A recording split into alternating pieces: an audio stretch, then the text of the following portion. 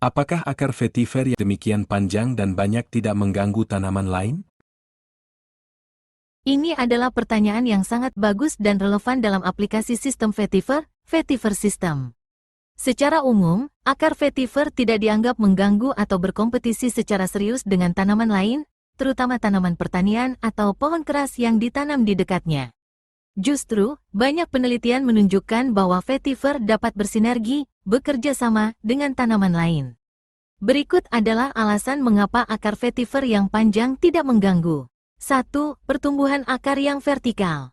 Inilah kunci utamanya. Tidak menyebar ke samping, akar vetiver tumbuh lurus ke bawah, vertikal, hingga kedalaman 3-5 meter. Zona kompetisi minim, karena pertumbuhannya yang dalam, akar vetiver mengambil air dan nutrisi dari lapisan tanah yang jauh di bawah zona perakaran sebagian besar tanaman lain, tanaman pertanian, semak, atau bahkan pohon muda yang perakarannya dangkal.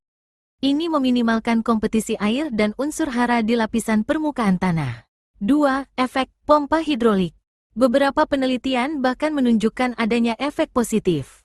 Memompa unsur hara, akar vetiver yang dalam mampu menjangkau unsur hara yang telah tercuci atau berada di lapisan bawah tanah. Ketika daun dan bagian atasnya gugur, unsur hara ini dikembalikan ke permukaan tanah, daerah perakaran tanaman lain, sehingga secara tidak langsung menyuburkan tanah di sekitarnya. 3. Penggunaan dalam pertanian, agroengineering. Vetiver sering digunakan sebagai tanaman pendamping atau pembatas di lahan pertanian, disebut vetiver system. Pagar kontur, vetiver ditanam dalam barisan rapat mengikuti garis kontur di lahan miring.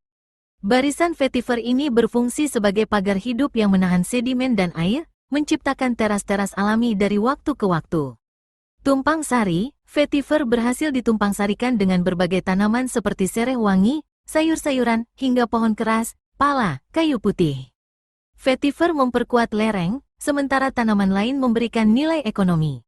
Peringatan, potensi invasif. Meskipun sangat bermanfaat, para ahli mengingatkan bahwa vetiver harus diawasi dan dikelola dengan baik karena ia adalah tanaman pendatang. Penanaman yang tidak dikontrol dapat membuatnya menjadi liar. Namun, perlu dicatat bahwa vetiver yang digunakan untuk pengendalian erosi umumnya adalah jenis yang mandul, tidak menghasilkan benih subur, dan penyebarannya hanya melalui anakan atau pemisahan rumpun. Ini membuat risiko penyebaran liar, invasif, menjadi sangat rendah, selama tidak ada manusia yang memindahkannya secara masif. Kesimpulannya, vetiver umumnya sangat kompatibel dan bahkan membantu tanaman lain karena perakarannya yang unik fokus ke bawah, bukan menyebar horizontal.